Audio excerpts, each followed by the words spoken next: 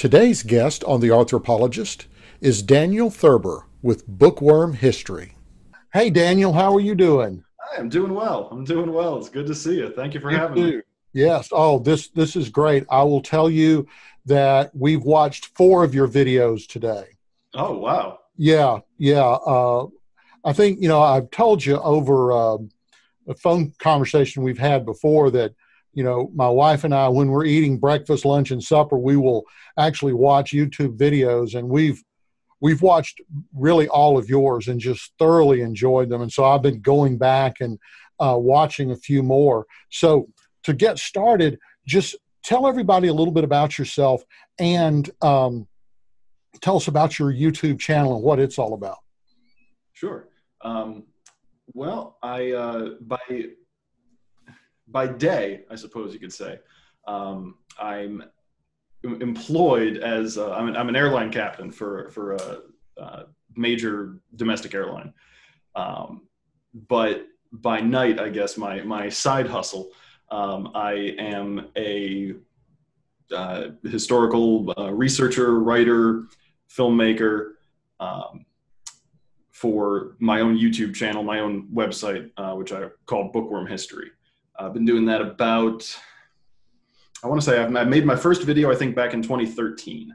So it's been about 7 years. I think I made the website shortly after that, when I started coming across stories that I couldn't really translate well into a video format. And I thought, oh, this might function better as an article, but I didn't have any place to put articles. So that was where I started the website, was to be able to write things. And it's since functioned as a sort of melting pot for all of my work, for videos, podcasts, articles, anything I can come up with kind of gets funneled through there. Okay, and Bookworm History, you are basically reading and commenting and telling some of the history about classical books and other things you've read, correct? Yeah. I started the channel because I was fascinated by what I like to say, the stories behind the stories, and just the idea that what an author was going through at the time, or the historical context within which a book appeared, was oftentimes just as important, or just as interesting, at least, as the book itself. And it was to sort of find a place to talk about that, and talk about the history of the authors of works of literature, and talk about their influences and the things that they were going through, or the things that they were influenced by to write a certain work. To have a place to discuss that was really the genesis of the website, or the genesis of my video work. Right. Well, I will tell the viewers that one of the things that really attracted me to your channel was, I don't pretend to be an expert on lots of different pieces of literature, but there have been a couple of pieces that in my own time over the years I have researched. And your video on Bram Stoker's Dracula was excellent. I have studied that a lot. I've actually read 2 biographies of Vlad Tepes. So, yeah. So I was really intently listening to what you had to say about him, because I knew if you really got him right, that you were really doing your research well. And I was just tickled to death at how exacting your research was. And the same with the Illiad and the Odyssey, because that's another couple of books that I've really, in my own time over the years, studied. So would you tell everybody, what is your process? I mean, when you did your commentary on Dracula, how many books did you read, or videos did you watch? What was your research like? For Dracula, I believe I put that together mostly from 2 books. I had a biography of Bram Stoker, and I had another one that was more almost a biography of the book Dracula itself. So between the 2 of those, I sort of pieced together the script that I used for the video. And that's more often than not the process I've kind of settled on, is I'll be reading a book or an article or going through old newspaper archives or anything else, and find what I like to call the kernel of an idea. And then I'll take that and I'll kind of focus on that, and I'll see if I can extract enough information to be able to come up with a video for 7 minutes, 10 minutes, sometimes shorter, sometimes longer, depending on what it is. And then usually it comes down to if I have any unanswered questions about something, or if I find a particular topic interesting but challenging in a way that I haven't really come across before. Lately, I've been doing a lot of a little bit of art history, and then kind of segueing that into a lot of New York City history, which is where I'm based currently. So it's sort of a relevant topic to me. And a lot of New York City history is intertwined in such a way that very oftentimes when I'm working on one project, I will stumble randomly across another newspaper headline or another reference in an old city guide or something else, and that will jettison me off on a complete opposite tangent in a complete different direction, and that will evolve into a project all on its own. So it's become a very organic process in creating a lot of these videos, just in the sense that I start with one idea and I try to focus on that, and more often than not, that will splinter into 2 or 3 different things that I just find myself fascinated by. I try to just be as curious about things as I possibly can be. Right. Now, so are you a fast reader or a slow reader? Have you even I read about as fast as I talk, which is not very fast at all, I don't think, depending on which of my videos you've watched. I've gotten a lot of comments over the years of, please slow down, you talk too fast. No, I read about as quickly as I talk. I've had times where I've flirted with trying to read faster or trying to use speed reading techniques of going through line by line and just sort of picking out the important words in a sentence, just so that your brain sort of assembles the idea of a sentence, the idea of a paragraph while you're going through it. And it just never really worked for me. So I read a lot, but not very quickly. So my actual output, the actual number of books that I finish in any given year, is not all that high, but I think I translate a lot of that reading time into other research materials. I read a lot of historical articles or journals, or a lot of newspapers, a lot of old newspapers. But no, I've never been a speed reader as such. So you're reading a lot of old newspapers. Where are you getting those from, and which ones are you reading? Because I'm again focused more on New York City, a lot of my research for recent projects has come from the 3 big ones, the New York Times, the New York Tribune, and the New York Daily Herald, before the Herald and Tribune merged, and then again after that. The Herald and the Tribune I access through the New York Public Library, which has a lot of resources available online, and a lot of resources in their digital collections, just as far as images. So most of the images and things that I've used in videos, a lot of them have come from the New York Public Library. It's really been a wonderfully just prolific resource as far as that goes. There's a couple of other websites. Google News has a few newspapers on archive. One in particular that is wonderful, and I think is only run by one person, is called Fulton History, or Old Fulton Postcard. I think if you Google either of those 2 things, you'll come up with this website. It's this one guy who has, just as a personal project, started scanning old newspaper archives on microfilm from across the country.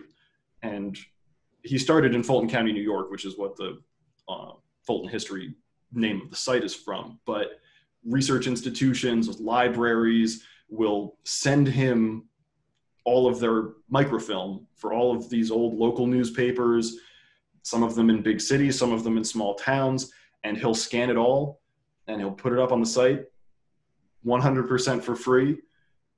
Because it's just him, the site runs with varying speeds depending on the time of day and the topic you're looking at, how many search results you get. But that's really been a fantastic resource for looking through older, especially more obscure history, because they have a lot of smaller newspapers and a lot of smaller towns and communities on there, which has really been wonderful.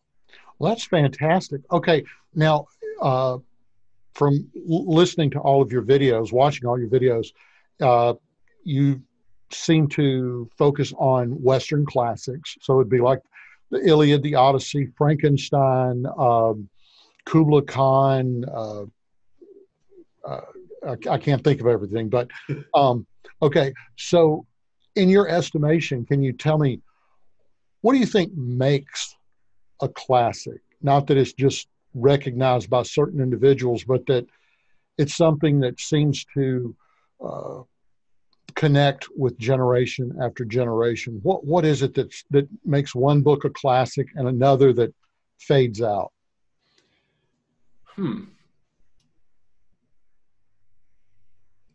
I think that to a certain extent, there will be books that are classics now because they've always been classics.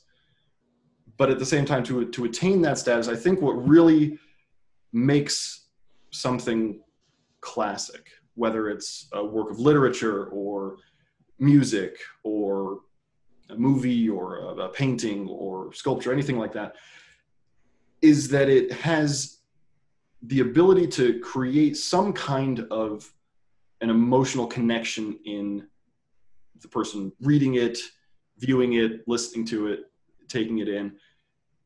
And I think that that has to be something that not just resonates on an emotional level, but also on an intellectual one, where you're reading a book that has certain themes. In the case of the Iliad, like you referenced before, one of the overarching themes throughout that book is that not only is humanity flawed, but the gods are very flawed characters as well. There's really nobody in that book that's a good person. And as a result, we get to examine the flaws of these characters in a way that I think just resonates throughout the generations. And what makes classics really work is that each generation gets to reinterpret those same themes.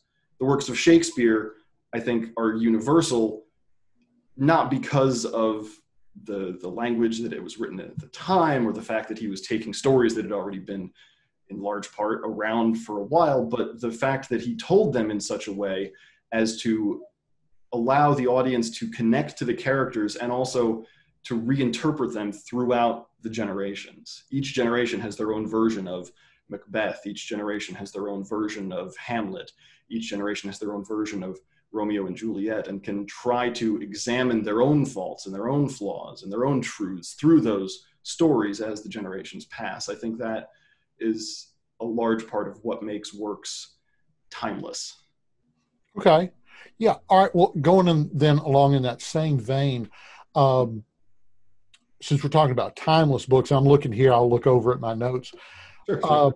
Do you have, in your estimation, some of the most underrated and overrated books in history? So there'd be books that maybe in your estimation, they're classics, but maybe shouldn't be, and ones that in your estimation that you've read that you think, wow, this is one that really shouldn't be overlooked.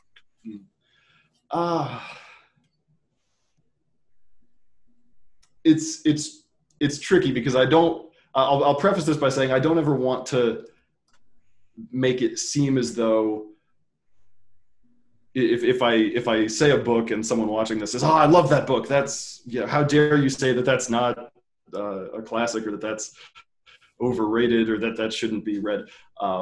My general opinion is if people are reading something and people find something in a book, then that's wonderful, and thus it's doing its job. That being said, for me, I think the biggest one that comes to mind as overrated, or certainly just a book that I didn't really understand the hype around, was Catcher in the Rye. I really, really tried to enjoy that, or to at least understand why other people seem to really, really appreciate that book. And again, if they do, that's great. But for me, God, I just couldn't. I just couldn't do it. I really did try. I did finish it, but I just couldn't quite bring myself to really appreciate it on the same level that I guess pop culture nowadays seems to really appreciate that work. Well, is there then a book that you've read that maybe a lot of people like it, but it's never risen to the classical stage, or level, but maybe in your estimation, it really should be?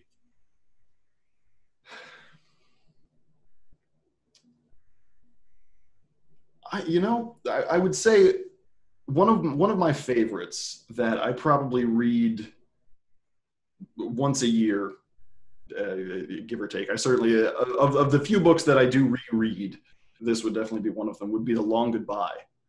It's a Philip Marlowe mystery.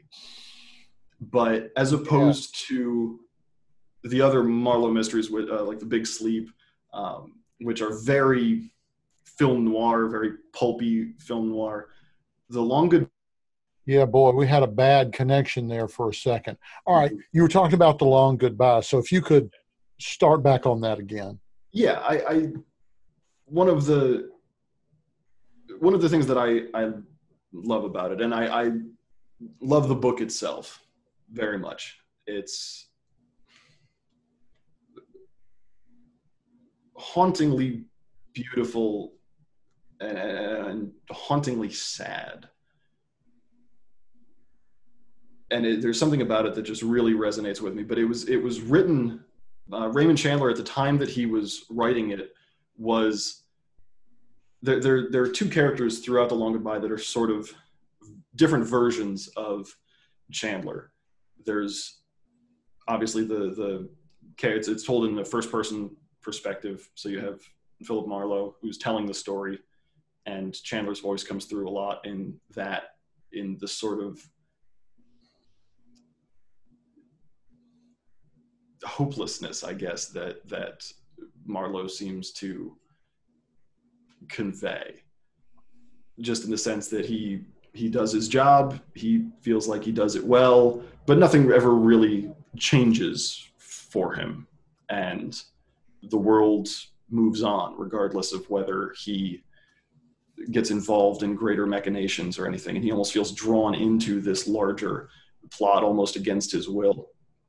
And then there's a character that is sort of the other face of Chandler, who was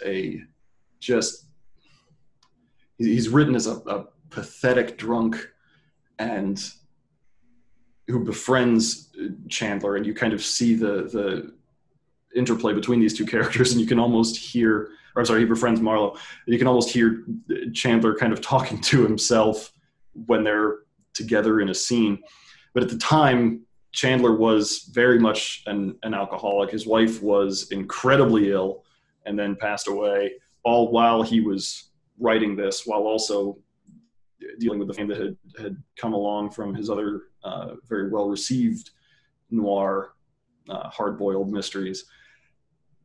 And there's something about it that I just really, really related to the first time I read it, to the point where I still go back to it year after year. And every time I do, it seems like I get a different emotional experience through reading that book. There's always something that I didn't realize before, or that I didn't get the previous time that I had read it. And it just seems to be so richly written that I think that it's certainly well known. It's certainly a book that people like and appreciate, but it's not usually considered on the same level as his others, because it's just such a departure from the usual noir, hard-boiled mysteries that he had written before that really made him famous.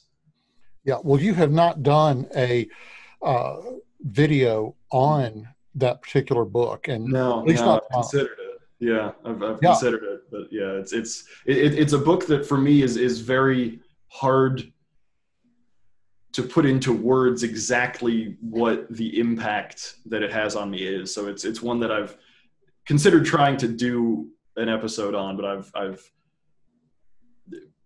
ebbed and flowed and kind of come back to it and faded away from it because I can't quite ever find just exactly what I want to say about it in such a way that would satisfy me for making that video. But it's one that I've definitely pondered over. Right. Well, who is your favorite author? And let's put it this way, in the classical genre, and Mm-hmm. then if you read more modern stuff, Mm-hmm. who would be one of your favorite authors? Classics. I would say my favorite author in that I have certainly read the most of his works would be Alexander Dumas. I first read the Three Musketeers, I believe I was in 7th grade, and I read it almost by mistake. I had an earth science final that day, and I knew that the test was only going to take me about a half an hour, but the teacher had told us ahead of time that we were going to be stuck in the room for 3 hours, and we weren't going to be able to leave until the 3 hours were up. So I knew I was going to have some time to kill. So on my way out the door in a rush, I picked up this copy of The Three Musketeers that I had bought maybe 2 years ago at a tag sale for 25 cents that I still have because I love the translation so much. And I brought that with me. And in those 2 hours, I think I probably, like I say, I'm not a fast reader, but I'd say I probably burned through the first quarter of that book. And then I think I finished it over the next few days. And then went and tracked down the rest of the D'Artagnan romances with 20 years after and 10 years later, and then The Man in the Iron Mask, and then I read The Count of Monte Cristo, and then the Cavalier Rouge.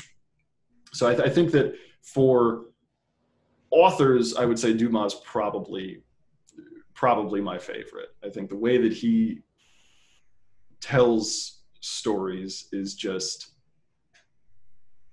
for entertainment value, for pulling a reader in, for making them really feel like they're a part of the story, an observer of this action. I think he's second to none.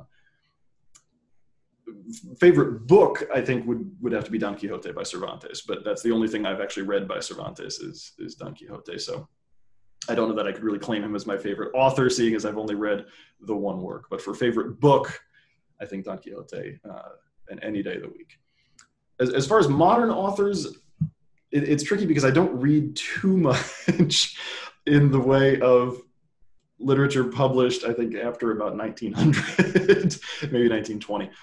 For modern stuff, I think Neil Gaiman is a favorite of mine. I think of all modern authors who are currently living, breathing, and just still writing, I think Neil Gaiman is probably my favorite. He's done comic books and novels and movies and TV shows and all sorts of things. And I think that he's just a fantastic storyteller.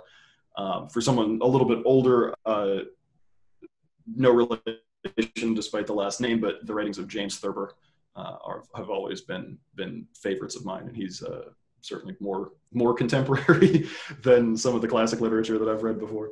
I mean, James Thurber, I recognize the name, but I can't think of a book or the genre. He was a humorist for the most part. He did cartoons for The New Yorker in the mid 20th century, as well as writing mostly autobiographical short stories in a book called My Life in Hard Times.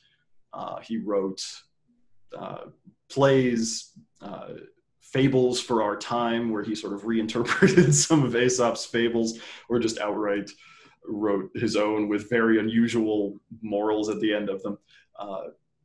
So I very much like his work. My mother used to read his short stories to my sister and I when we were very young children, and ever since then, never fails to put a smile on my face. It's a well of work that I just keep going back to. I think the two short stories in particular that I absolutely adore are called The Night the Bed Fell and The Night the Ghost Got In, which are both semi-autobiographical stories from his childhood growing up in Columbus, Ohio, and they're both contained in My Life in Hard Times, but also if you get a book, there's a book called The Thurber Carnival, which I think is much more popular, which is a compilation of a lot of his works. And those two stories are contained in that. And it's really never fails to put a smile on my face. I'm not given to outward emotional reaction very much when I read, but I can't read either of those stories in my own head. I have to read them out loud because I just feel like they're meant to be shared. They're meant to be experienced with the people around you. And I never can get through them without laughing myself. So yeah, I would say the works of James Thurber would certainly be up there for contemporary stuff. Well, one of the things that I noticed on most of your videos, you've got your library in the background, and there's a lot of military history, quite a bit of Civil War history.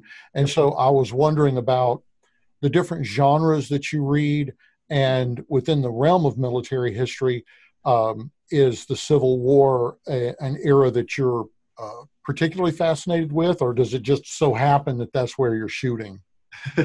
A little of both. It's definitely an area that I'm very fascinated with, which isn't to say that I haven't read a little bit about World Wars I and II.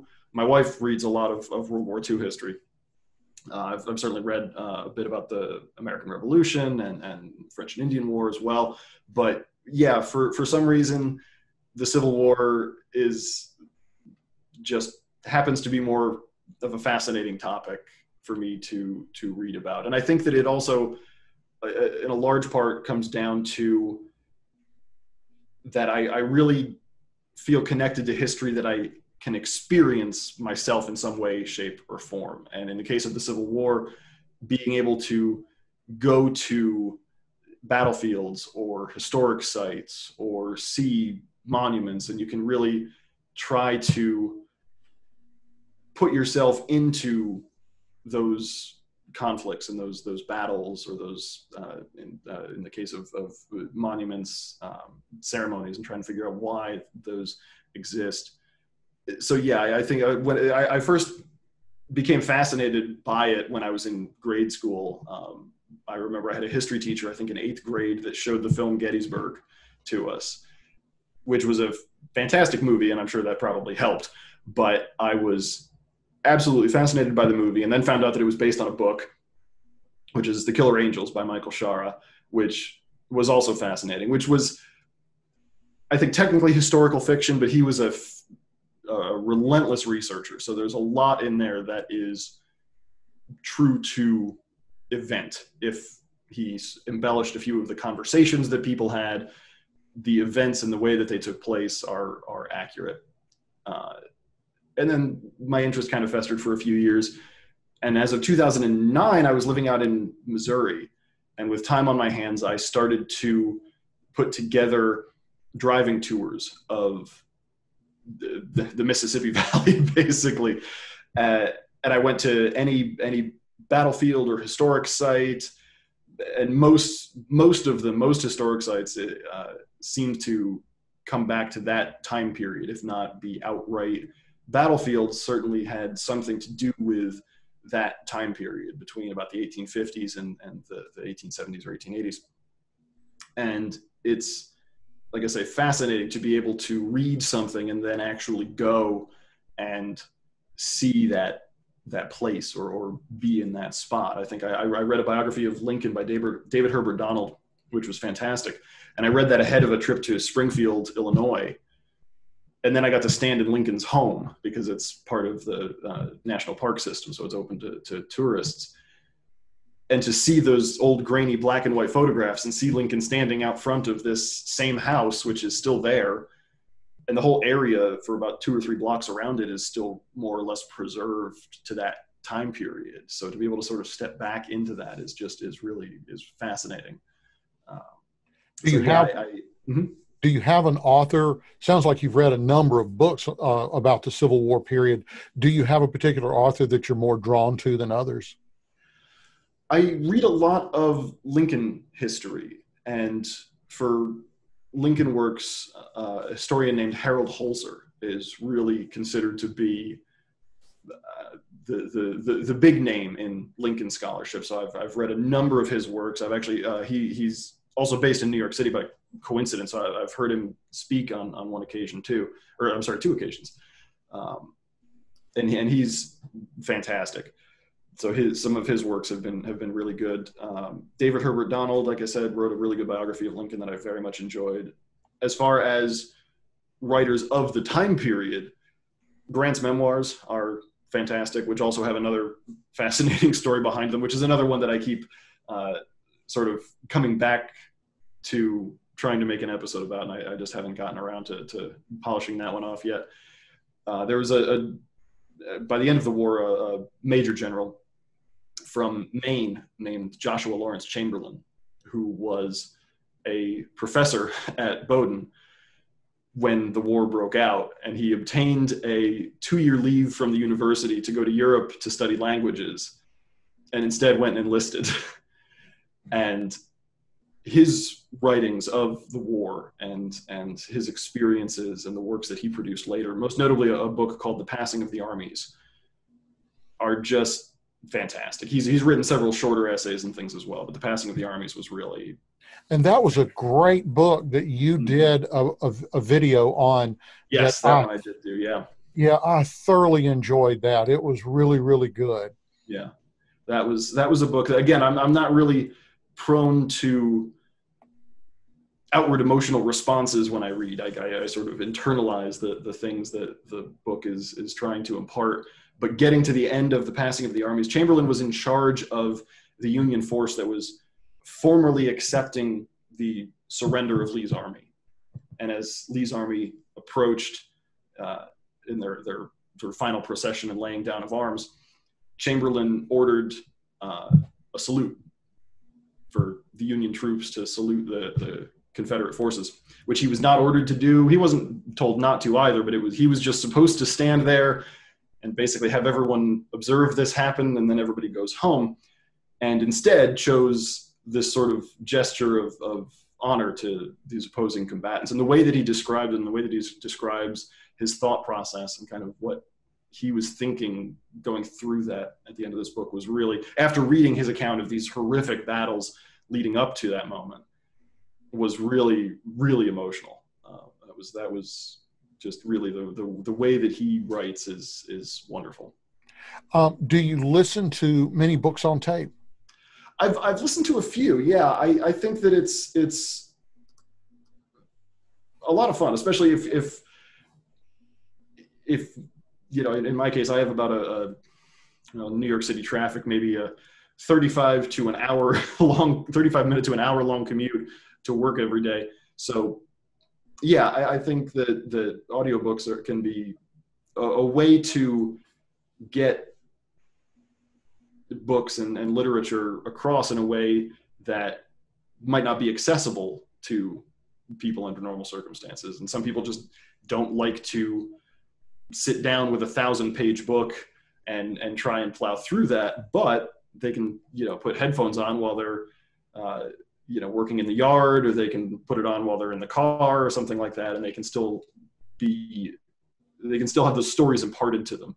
So I have read a few books on tape, and I think that it's really a fantastic way to get that across. Yeah, I'm right now 33 hours into a 41-hour book on the life of George Washington, and it's fascinating. It's wonderful, and for me, sitting in front of the easel or sitting in a drawing table and 8-10 hours a day, 6-7 days a week, it's just nice to cut that on and be there. Right. And I found that it also introduces me to genres. I can't remember much about this book, but it was sort of almost like a Victorian romance that my wife told me later that when she was a young girl, she used to read these books. I picked one up at the library and listened to it. Well, I would have never picked something like that up to read, but listening to it, especially if it's well narrated, it really introduced me to a genre that I would never in a million years have picked up. It is interesting. I think that I'm fascinated by the form within which things can be presented.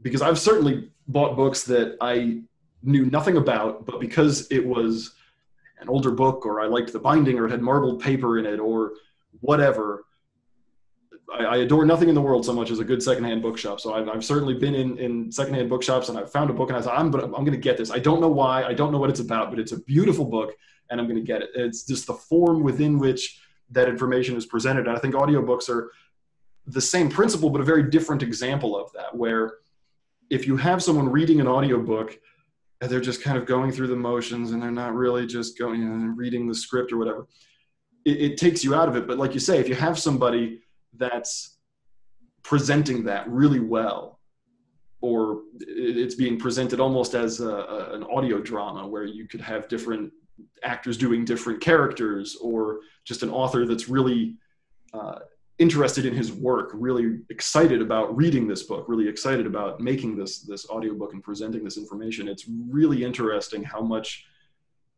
more of a connection that can make to, I say a reader, but a listener, than just someone who kind of is going through the motions. But it's sort of a different idea of presenting information in a certain form.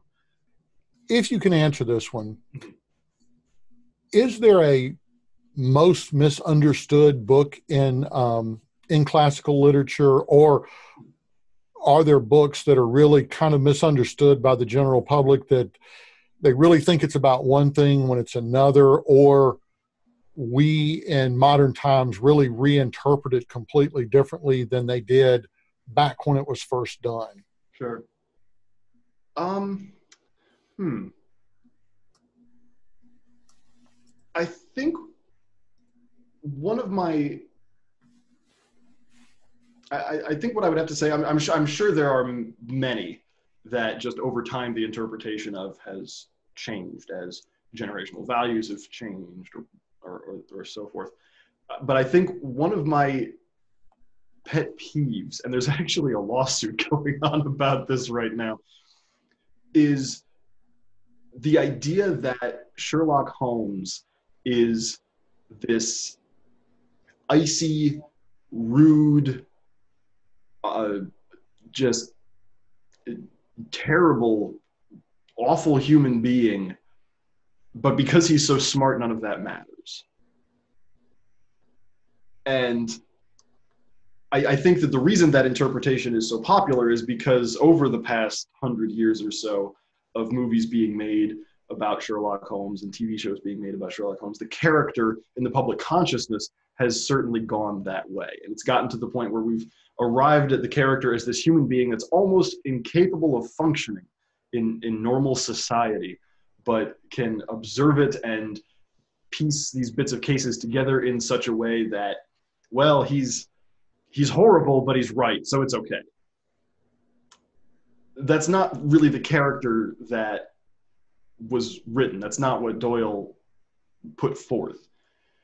The earlier works of Sherlock Holmes, he was a much more prickly person. He was certainly a confirmed bachelor. He maybe didn't have much use for large friend circles and that kind of thing, but he was never really terrible. He could maybe be a bit rude, a bit brash, but he wasn't a horrible person. He wasn't incapable of functioning in society or anything like that in the way that a lot of depictions have him now.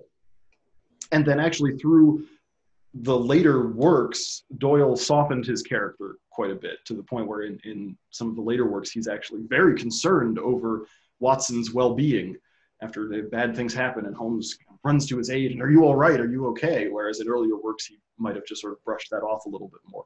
So there's this sort of evolution of the character to this more sympathetic, understanding version of that genius.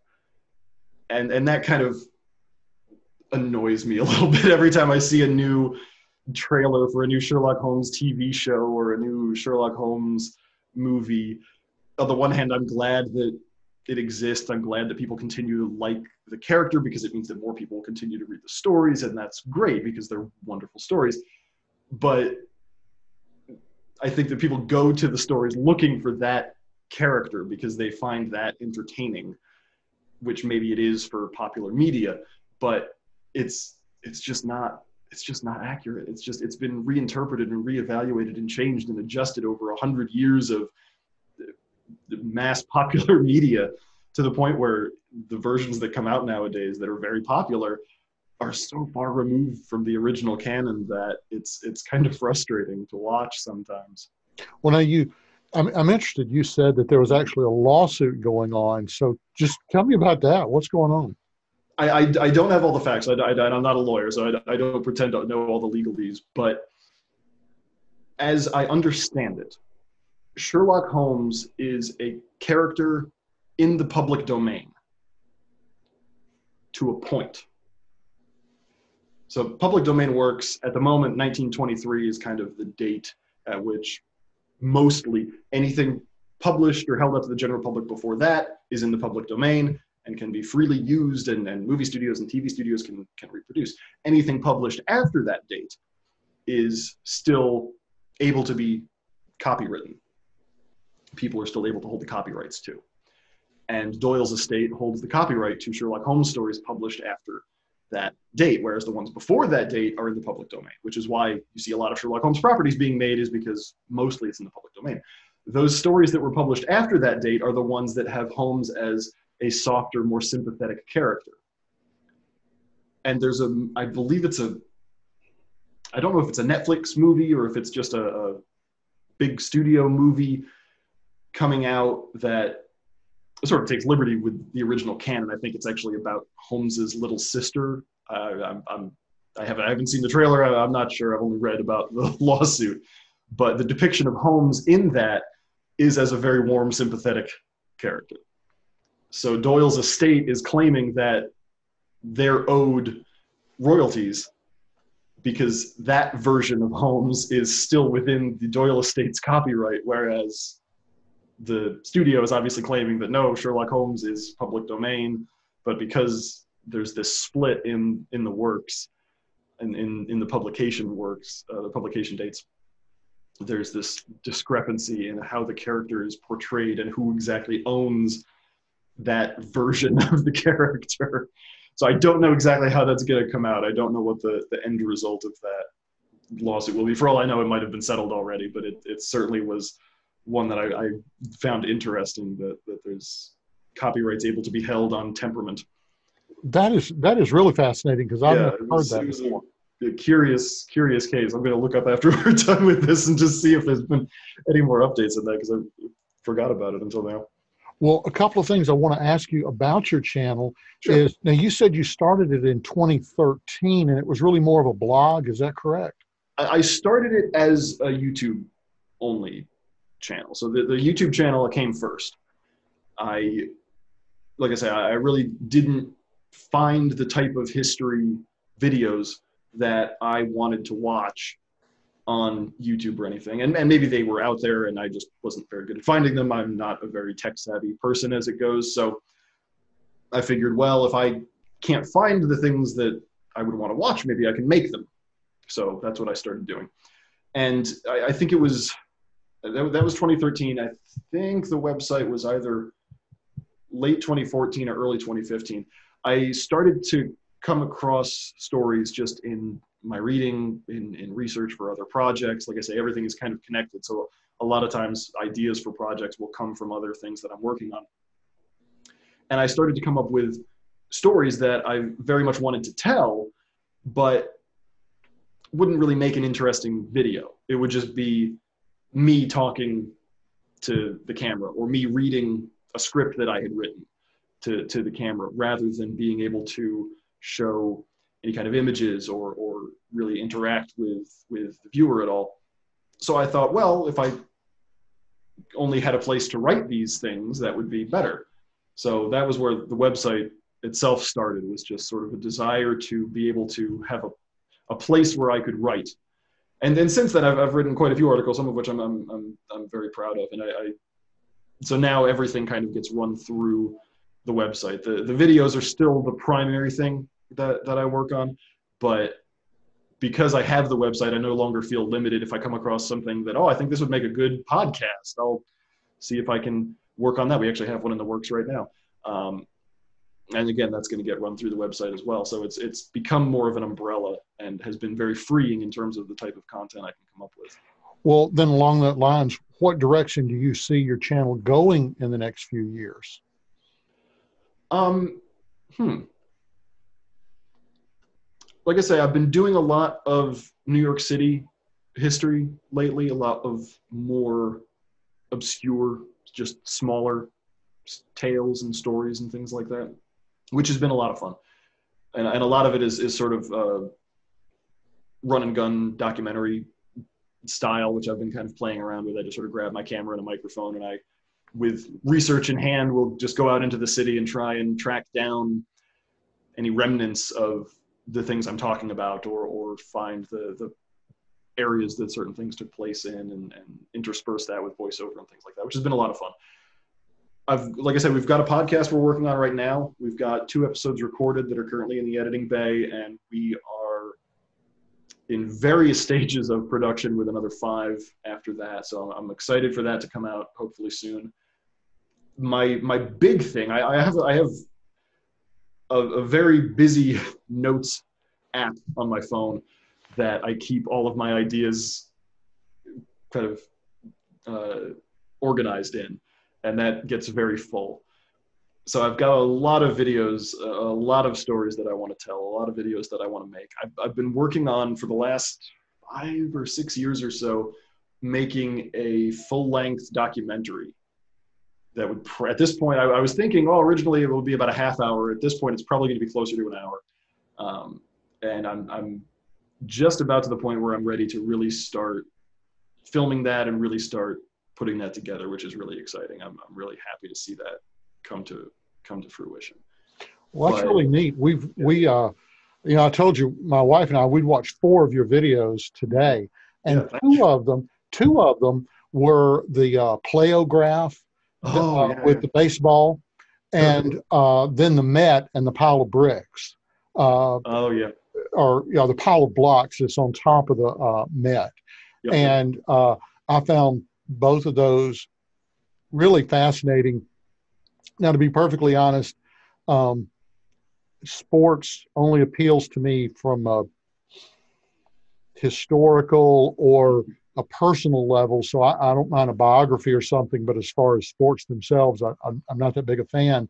Sure. So the fact that the playograph, being so intricately involved in broadcasting early games, I found that fascinating from a historical standpoint. And I had never heard of that. So I thought that was just really, really neat. And I've watched a couple of those others that, you're touring places in New York. And I thought, well, this is a great direction that you're going. Well, thank you. Yeah, I've been having a lot of fun with those. One of the more recent ones that I did, I kind of melded the 2 areas of interest of New York history and literary history, and I did a deep dive on Washington Irving's Knickerbocker's History of New York, supposedly written by Diedrich Knickerbocker, and kind of how Irving marketed that book. He basically disappeared Diedrich Knickerbocker, who never existed to begin with, but Irving was young and brash and very good at sort of creating a public sensation around the upcoming release of this work. And so that was a lot of fun to be able to sort of mix literary history with New York history and sort of come out the other side, having kind of combined those 2 areas. It was a lot of fun. Right. And is that particular side of your documentary making, is that easier, harder, more or less time than your literary commentary videos? It's different, I would say. It's from an editing perspective, it's much harder. It takes a lot longer to get a sort of documentary type episode put together than it would some of the straight literary history or art history videos that I had done put together. I would say the literary history videos tend to be heavier on the research and writing side of things, The actual filming I would usually do over the course of an afternoon or an evening, and then the editing about the same amount of time, maybe a few hours just at the computer with the editing software, and I could usually get that put out. Because by the time I actually got it on film, it was just a matter of sort of cutting and pasting my pauses and things out of episodes and putting up any relevant images or artwork or photographs or anything like that. But they were done very matter-of-factly, whereas nowadays, I think it's just sort of a natural progression of how I've learned how to edit video, where my videos nowadays tend to look much more complicated. The effects and I say graphics, animations and things that I'm able to do are more complicated. And I'm much more happy with that. I very much enjoy doing that type of thing, but it is very time intensive on the editing side of it. More so. It's not to say that I skimp on the research. I don't put an episode in any form into production unless I'm satisfied that I've answered the question that I wanted to answer or have come up with a satisfying discussion of the topic that I wanted to discuss. But once I would get it filmed, that was almost the least of my worries, was actually having an episode filmed and having all of the assets and resources and things put together. Now I've got to actually make the video, and that in many cases would take longer than all of the previous steps combined, just because they tend to be a little more complicated nowadays. But it's more fun. I enjoy doing that type of thing too. So it's different. It's a trade-off, I would say. Right. Well, this has been fantastic. I've been thoroughly enjoyed talking to you, and Same. I love listening to your videos. Thank you very much. Especially the classics that I've already read. It's really nice learning stuff that I didn't know, but then also there's some that, I've not read Don Quixote, and listening to your commentary on it makes me want to go back now. Well, okay, let me read that, because I just hadn't given it a chance. Yeah, I'm glad. If it helps, Gustave Doré, one of my favorite works of Gustave Doré's is his Don Quixote plates. They're just absolutely amazing. They're amazing. One of the things, I knew the plates from way back when I was younger, and I hadn't actually read the book until about 5 or 6 years ago. Actually, that's where, I told you over the phone that's how I stumbled on your website or your videos, is that I was doing some research for a graphic work I'm doing, and I was researching Doré, and your videos popped up, and it's like, okay, well, this guy looks interesting, and the rest is history. So sure. This was fantastic. All right, I very much enjoyed this. Thank you for having me. You're welcome. Well, thank you, Daniel. Thank you so much for being on the show.